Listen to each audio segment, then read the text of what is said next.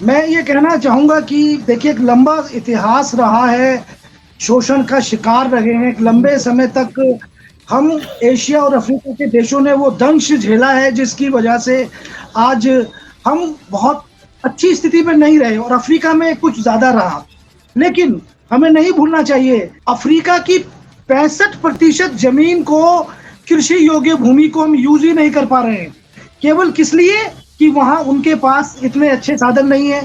शोषण का शिकार रहने की वजह से एक लंबा समय तक हम अनेकों शक्तियों के हाथों हम भी कुचले गए और वो भी कुचले गए। ऐसी स्थिति के अंदर अचानक से कोई बड़ा परिवर्तन तो नहीं होगा, ये बात ठीक है। मैं ऋषिपाल जी की बात से जी। सहमत हूँ कि प्रत्यक्ष रूप से आर्थिक समृद्धि को देखने में थोड़ा दूरी होगी, पर ह्यूमैनिटेरियन आधार पर हमें आगे बढ़ने की दिशा में, हमें अपने साधनों को, उनके साधनों को, मिले-जुले प्रयासों को, 21वीं शताब्दी एशिया और अफ्रीका की शताब्दी है। हमें ये नहीं भूलना चाहिए कि आज के डिजिटल युग में जितना ज़्यादा हम एक दूसरे के साथ आगे बढ़कर काम करेंगे, संभावनाएं खुलेंगी। ऐसा हर देश के साथ हुआ है जो भी इस बड़े शोषण के शिकार रहे हैं। अचानक से या आसानी से वो आगे नहीं बढ़ पाए, ये बात ठीक है। अफ्रीका की बहुत सी स्थितियों को देखकर लगता है, लेकिन क्या आज हम घाना को, केनिया को, नाइजीरिया को, नाइजीरिया को, गैबन को, गाम्बिया को, बोत्सवाना को, जो 14% से ज्यादा एजुकेशन के ऊपर खर्च करने वाले अफ्रीकी देशों में शामिल है, हम कम कर नहीं आ सकते।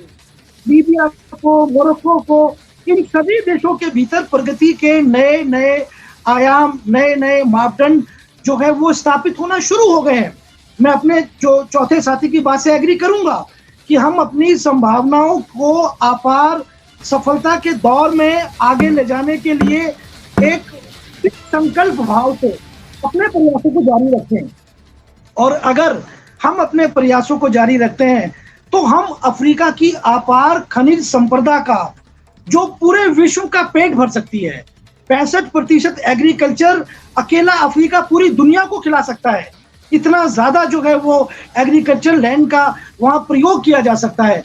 ये ठीक है कि वो अभी उस स्थिति में नहीं है, लेकिन हम मिलकर आगे बढ़ाएंगे, संसाधनों का उचित प्रयोग करेंगे, हम डिजिटल माध्यमों का प्रयोग करेंगे। चाइना ने पिछले 10 वर्षों के भीतर करीब 3 बिलियन से ज्यादा का इन्वेस्टमेंट किया।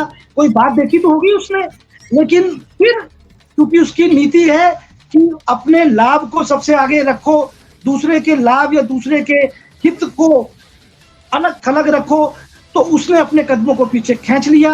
यही फर्क हम और चाइना में है, भारत और चाइना में यही फर्क है।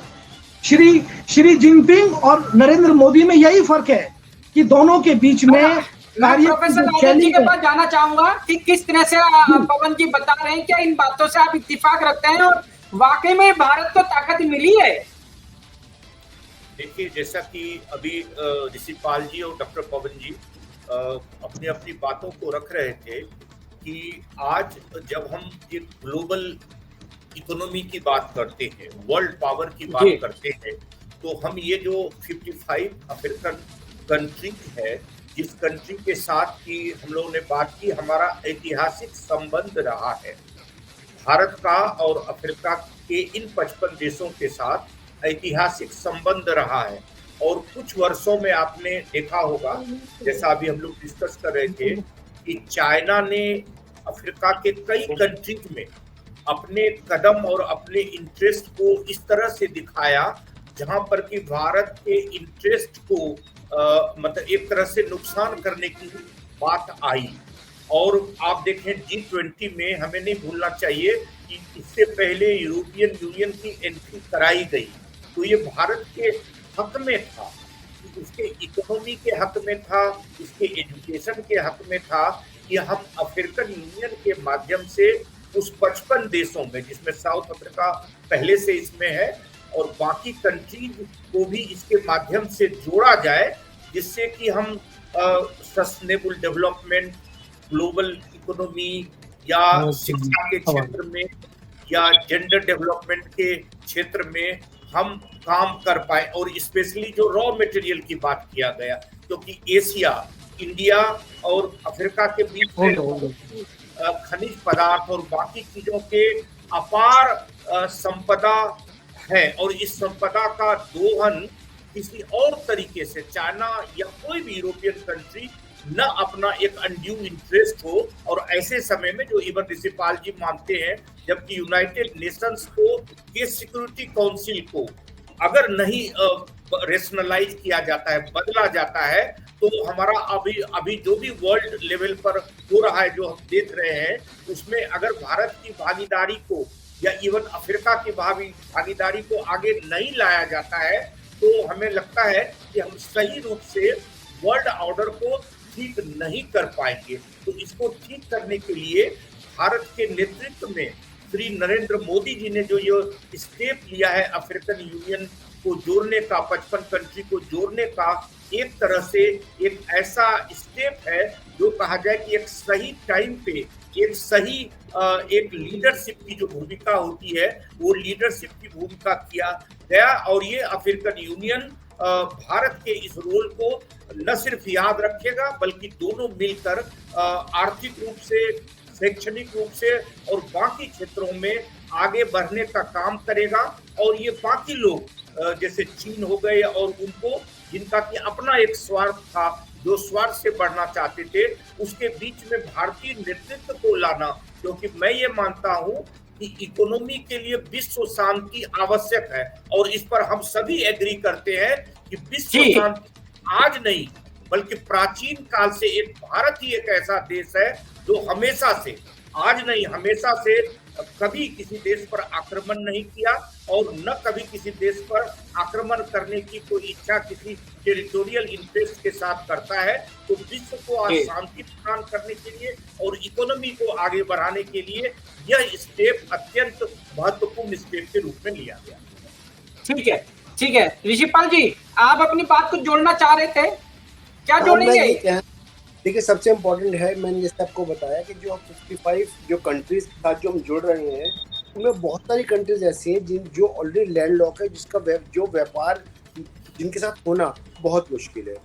उनके साथ जो हम जो संसाधन की दोहन की बात करते हैं, वहाँ का जो पॉलिटिकल सिस्टम है, उस पॉलिटिकल सिस्टम को चलते हम इतना अति उत्साहित हमें नहीं होना चाहिए कि हम इतना अति उत्साहित हो, क्योंकि वहाँ पॉलिटिकल सिस्टम जो है वो इतना अच्छा नहीं है कि हम सोचें कि बहुत ईजिली हमें मार्केट अवेलेबल हो जाएगी या हम वहाँ से जो है संसाधनों का एक अच्छे सामान का दोहन कर सकेंगे। जो हमारी ऑलरेडी पूर्व में जो हमारे देश हैं अफ्रीका के, जिसमें दक्षिण अफ्रीका है या मान लीजिए और जिम्बाब्वे है, इनमें तो हमारा ऑलरेडी केनिया है, इनके साथ ऑलरेडी हमारा व्यापार चल रहा है। लेकिन जो सेंट्रल अफ्रीका के जो देश हैं, सेंट्रल अफ्रीका के देशों के अंदर जो पॉलिटिकल पोजीशन है और जो पश्चिमी जो अफ्रीका के देश हैं, उसमें तो वहाँ आप देख रहे हैं वहाँ की जो पोजीशन है वो बहुत ही ज़्यादा जो है खराब है। तो ऐसी स्थिति में वहाँ पर व्यापार को हम सोचते हैं कि व्यापार बहुत जल्दी बढ़ेगा या बहुत जल्दी अति उत्साहित हम होंगे, तो ये संभावना नहीं है। हाँ, आने वाले समय है हमें नहीं। ऋषिपाल जी आपको रोकना चाह रहा हूँ, इसलिए कि आप ये कह रहे हैं कि 55 देशों में कुछ देश, कुछ ऐसे जगह हो सकती है जहाँ पर व्यापार आपको लगता है कि वहाँ संभव नहीं है, क्योंकि वहाँ का जो भौगोलिक एरिया है, कम से कम 40 देश ऐसे हैं जिनके साथ जो व्यापार संभव, कम से कम 40 देश ऐसे हैं। और ये प्रोफेसर पवन बैठे, प्रोफेसर राजेश बैठे, अगर आप मैप को देखें जो केवल तटीय देश हैं वो उनमें व्यापार हो सकता है, क्योंकि वहाँ की जो आर्थिक स्थिति वो इतनी ज़्यादा कमज़ोर है। और सबसे बड़ी बात, पॉलिटिकल पोजीशन जो है वो इतनी कमज़ोर है कि वो, जैसे हमारे यहाँ डिसीजन लेते हैं, लोकतंत्र है। आप देखें, जब वो देश सारे आज़ाद हुए थे अफ्रीकन देश, तो अधिकांश देश में लोकतंत्र था। अब अधिकांश देश से लोकतंत्र वहाँ से जा चुका है। वहाँ की पॉलिटिकल इनस्टेबिलिटी है। जब पॉलिटिकल इंस्टेबिलिटी होती है तो कोई भी व्यापार जो होता है, या इंडिया के व्यापारी भी जो होंगे, वो बहुत इजीली वहाँ पर जो है निवेश नहीं करेंगे। तो इतना अति उत्साहित थे ऑलरेडी। और दूसरी बात यह है, जो हमारा रिलेशन था अफ्रीका के साथ वो ऑलरेडी पहले भी था। अब ये है कि अब ये जो नया हमने आयाम किया है, जरूर मैंने उस दिन जब उनके प्रेसिडेंट ऑफ जो अफ्रीकन यूनियन किया, उन्होंने कहा कि मुझे तो ऐसी उम्मीद लग रही थी जब प्रस्ताव रखा जाएगा तो उस पर बहुत बहस होगी, लेकिन मैं धन्यवाद देता हूँ मोदी जी का कि उन्होंने प्रस्ताव को इस तरह से रखा कि बिना किसी बहस के प्रस्ताव पास हो गया।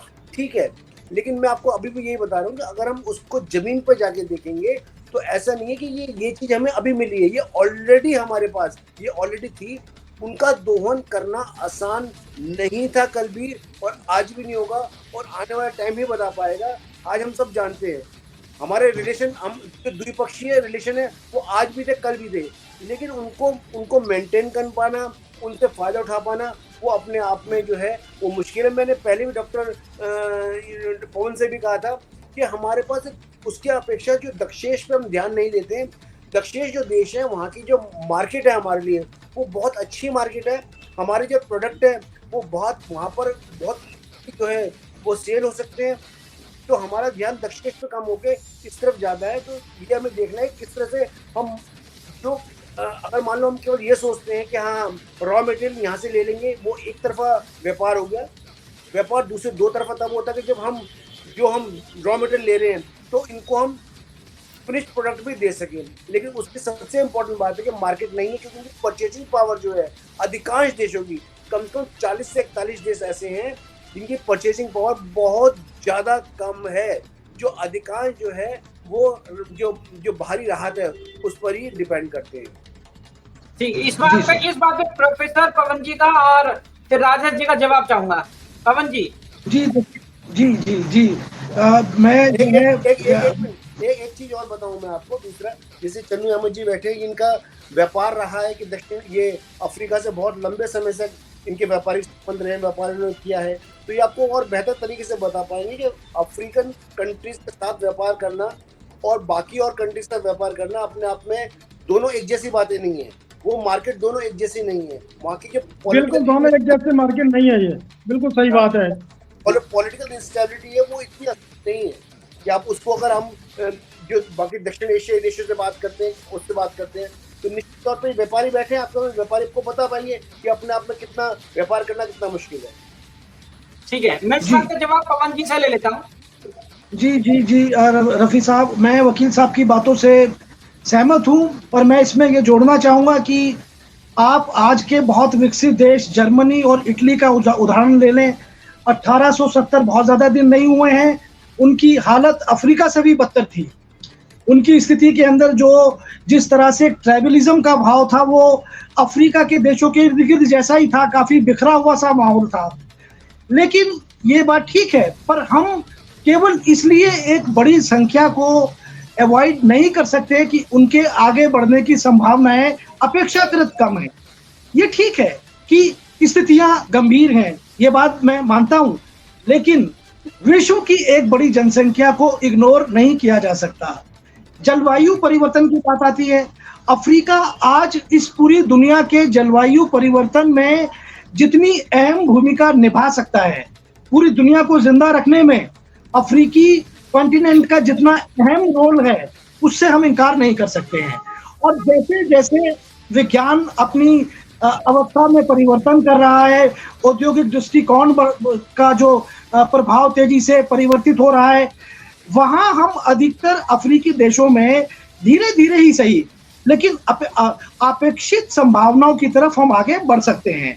और हम इस बात को हमें ध्यान में रखना चाहिए कि अगर आज़ादी के समय भारत में 100 में से 90 लोग अनपढ़ थे और आज 74% से ज़्यादा लोग जो हैं वो अपनी सबल अवस्था में, अफ्रीका के अंदर अनेकों देशों में इस बात के प्रमाण मिले हैं कि वो तेजी से तरक्की कर रहे हैं।